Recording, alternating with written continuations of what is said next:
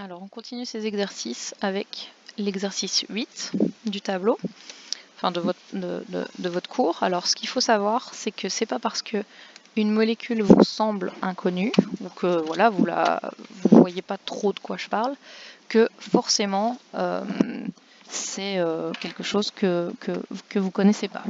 Qu'est-ce que j'entends par là? J'entends que si vous regardez l'énoncé de l'exercice 8, on vous parle d'éthanol et que a priori, l'éthanol, vous ne savez pas ce que c'est. Mais vous avez toujours moyen de trouver ce que c'est, parce que si vous regardez la question qu'on vous pose, d'accord, on vous demande clairement le delta H de cette réaction, dans laquelle vous avez du C2H5OH. On vous parle d'éthanol dans l'énoncé, et donc ça veut dire qu'on vous parle forcément d'une chose dans les équations de référence qui est dans votre question posée. La seule chose que vous ne connaissez pas, c'est le C2H5OH qui va forcément être votre éthanol. Donc, on vous donne la chaleur de combustion du monoxyde de carbone. Donc, je vais brûler du monoxyde de carbone. Ça va me donner du CO2 pour une valeur de moins 67,44. On vous parle de la combustion de l'hydrogène. Ça va me donner de l'H2O. Il me faut également un demi-O2 et ça me donne une valeur de moins 68,37. Et on vous parle de la combustion de l'éthanol, donc c'est forcément le dernier truc que j'ai dans mon énoncé. Et ça me donne du CO2 et de l'H2O. Il faut 2 CO2, il faut 3 H2O. J'ai donc 2 fois 2, 4, 5, 6, 7. Mais attention, j'ai un oxygène ici, donc il m'en faut encore 6 là. Ensuite, on va combiner. J'ai besoin de 2 CO, donc j'ai besoin de la première équation, mais que je vais prendre 2 fois.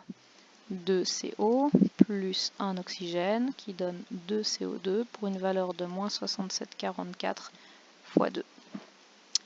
4 H2O, enfin 4 H2, l'H2 est dans la 2, mais j'en ai besoin de 4. Donc ça me fait 4 H2 plus 2 oxygènes, parce qu'un demi fois 4 ça fait 2, qui me donne 4 H2O pour une valeur de moins 68,37 fois 4. Et ensuite, j'ai besoin d'H2O. Mais j'ai de l'H2O dans la 2 et dans la 3, et donc on sait que quand un élément est présent dans deux équations de référence, on le saute pour voir, parce qu'il va se pondérer tout seul. Donc j'ai besoin de C2H5OH qui est dans l'équation numéro 3. Il est de mauvais côté, donc je vais la prendre retournée. Ça me donne 2 CO2 plus 3 H2O, qui donne C2H5OH plus 3O2 pour une valeur que je n'avais pas notée ici de moins 326,87.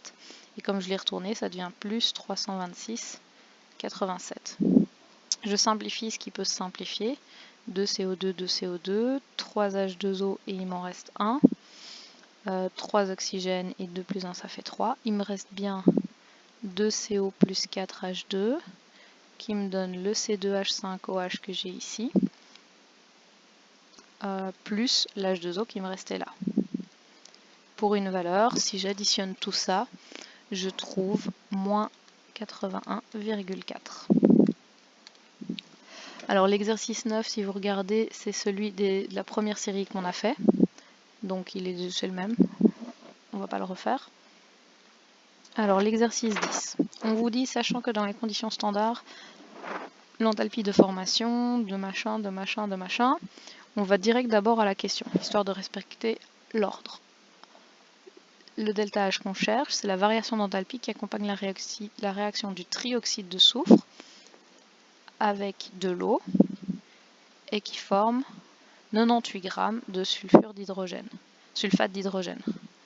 H2SO4, alors 98 g, vous vous cassez pas la tête, c'est la masse molaire de ça, donc c'est la formation d'une mole en fait, donc c'est cette équation-là qu'on cherche. Pour faire ça, on vous donne des équations de référence, on retourne dans l'énoncé. Formation du dioxyde de soufre. SO2, un delta H de formation c'est à partir des corps purs simples, donc c'est S plus O2. Ça vaut moins 69,3. Acide sulfurique.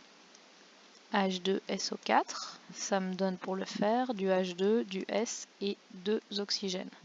C'est ma deuxième équation et ça vaut moins 192,2. Celle de l'eau, H2O, H2 plus 1 demi-O2, ça c'est la 3. Et enfin, la combustion du dioxyde de soufre, SO2 plus O2 et vous devez me dire ce que ça forme. Alors, si on réfléchit, ça ne peut former que des choses que j'ai dans mon énoncé quelque part. J'ai pas encore de SO3, donc si je veux pouvoir combiner et trouver ma réaction, il faut forcément que je forme du SO3, et pour ça j'ai besoin d'un demi-oxygène là. Alors celui de l'acide sulfurique, non, celui de l'eau c'était moins 68,32 et 27,7, mais attention, on dit bien produit, donc il y a bien un signe moins devant. Je vais donc combiner ces équations pour retomber sur mon équation que je cherche. J'ai besoin d'un SO3 qui est dans l'équation numéro 4, mais du mauvais côté, donc je vais prendre l'inverse. SO3 qui donne SO2 plus un demi-O2 pour une valeur de 27,7. H2O, j'ai qu'un seul H2O, c'est la 3, mais il faut que je prenne l'inverse parce qu'il est du mauvais côté. H2O, H2 plus un demi-O2 pour une valeur de 68,32 qui change de signe, donc qui devient positif. Et j'ai besoin d'H2SO4 qui est dans la 2 et qui est du bon côté. H2 plus S plus 2O2 qui me donne H2SO4 que je voulais pour une valeur de moins 192,2. Techniquement, là, c'est fini. Donc, je vais simplifier pour voir si j'arrive à éliminer tout ce qui me gêne. Et en fait, je vais me rendre compte que j'ai des choses que je ne peux pas éliminer et que j'ai pas besoin. Notamment ce SO2 qui est là, que je ne retrouve pas dans mon équation de départ. Donc, ça veut dire qu'il faut que je trouve un SO2 à mettre à gauche. Alors, le seul SO2 que je peux utiliser et qui va m'arranger, c'est celui de la première équation. Déjà, l'autre, je l'ai déjà utilisé, donc si je le reprends, je vais annuler mon SO3, donc ça n'aura pas de sens. Donc en fait, je dois prendre la première équation et mettre le SO2 à gauche. Donc je vais prendre l'inverse. SO2 qui me donne S plus O2 pour une valeur de 69,3. Et à ce moment-là, mon SO2 se simplifie, le S qui était en trop ici aussi. Et j'ai un oxygène plus un demi, ça me fait 2 oxygènes qui se simplifient. Il me reste bien SO3 plus H2O qui donne H2SO4. Je vais additionner tout ça et j'obtiens comme valeur moins 26,88.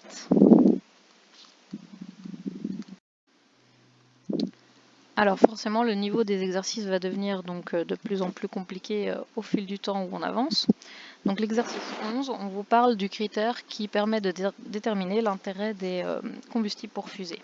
On vous dit que ce critère, c'est la quantité d'énergie qui est libérée par gramme de réactif ou par centimètre cube de réactif. Donc ça veut dire que de toute façon, en premier, il faut trouver quelle est la quantité d'énergie que va dégager la réaction dont on parle. Donc le delta H qu'on cherche, c'est 7N2O4 plus C9H20 et ça donne 9CO2 plus 10H2O plus 7 molécules d'azote. On vous donne pour ça que la chaleur de formation du N2O4, N2 plus 2O2, vaut moins 6,8 kcal par mol. Que celle du CO2, donc quand je fabrique du CO2, à partir de C et de O2, ça libère moins 94,1. Que celle de la vapeur d'eau, H2O, c'est donc H2 plus 1 demi-O2, vaut moins 57,8. Et que la combustion d'une mole de C9H20, qui donne donc du CO2 et de l'H2O parce que c'est une combustion, libère, donc attention, si c'est libère, c'est moins 1359 kilocalories. Donc il faut que je pondère, donc j'ai besoin de 9 CO2, de 10 H2O et 9 fois 2, 28 oxygènes. Il me faut donc 14 oxygènes de ce côté-là. Alors, je vais essayer de compiler pour avoir mon équation. Donc il me faut la 1, je dois prendre l'inverse et je dois la prendre 7 fois. 7N2O4 qui donne 7N2 plus 14 oxygènes pour une valeur de plus 6,8 vu que je l'ai tourné, fois 7. Et ensuite, il me faut un C9, donc je vais prendre la quatrième à laquelle je ne touche pas. C9H20 plus 14 oxygène, qui me donne 9 CO2 plus 10 H2O, pour une valeur de moins 1359, vu que je n'y ai pas touché. Je vais m'arrêter là parce qu'il me faut du CO2, mais attention, il y en a là et il y en a là. Et il me faut de l'H2O, et même chose, j'en ai là et j'en ai là. Donc, ils sont déjà là, donc je vais toujours voir ce qui se passe ici. Donc là, les 14 se simplifient, et en fait, je me rends compte que j'ai exactement ce qu'il me fallait. 7N2O4 plus du C9H20, que ça donne les 7N2 plus les 9CO2 plus les 10H2O que j'ai. Pour une valeur, si je calcule, de moins 1311,4. Ça, c'est un delta H de réaction. Maintenant, on repart dans l'énoncé. De quoi est-ce qu'on parlait? On voulait la quantité par gramme de réactif ou par centimètre cube de réactif, et pour ça, on nous donnait comme info que le N2O4, il a comme masse volumique 1,45 g par centimètre cube, et que le C9H20, lui, il a comme masse volumique 0,72 g par centimètre cube. Donc ça veut dire qu'en fait, il faut que je sache combien de grammes ici j'ai brûlé pour produire ça. Alors je sais que pour faire cette réaction, j'ai 7 moles de N2O4 et 1 mole de C9H20. Donc il faut que je trouve combien de grammes font ces 7 moles et combien de centimètres cubes aussi. Donc pour pouvoir faire ça, je vais déjà convertir ça en nombre de moles. Alors la masse molaire du N2O4, elle est de 92, celle du C9H20 de 128. Donc si je convertis ça en nombre de moles, j'obtiens qu'on a 0,0158 moles dans 1 cm3. Et ça correspond à 1,45 g.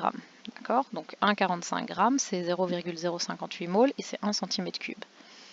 Moi, je voudrais savoir combien pèse une mole pour pouvoir trouver mes 7 moles là. Donc je vais diviser par 0,0158 et je vais obtenir 91,77 g. Je sais donc que une mole, ça pèse 91,77 g et ça correspond à 63,29 cm3. Je fais la même chose de ce côté-ci. Donc de ce côté-ci, si je transforme ça en nombre de moles en divisant par 128, j'obtiens 0,005625 moles pour 1 cm3. Et ça correspond à 0,72 g. Mais moi, ce que je veux, c'est savoir pour une mole, vu que je dois rattraper ça à une mole.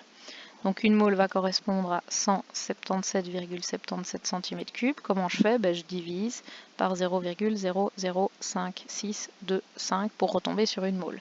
Je fais la même chose ici au niveau des grammes et je tombe sur 128 grammes.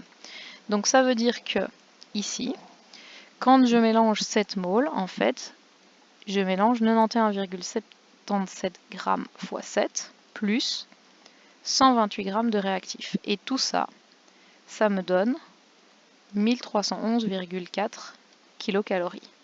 Ce qui revient à dire que j'ai combien de calories par gramme? Je vais faire moins 1311,4 divisé par le total des grammes, soit 777,39 grammes.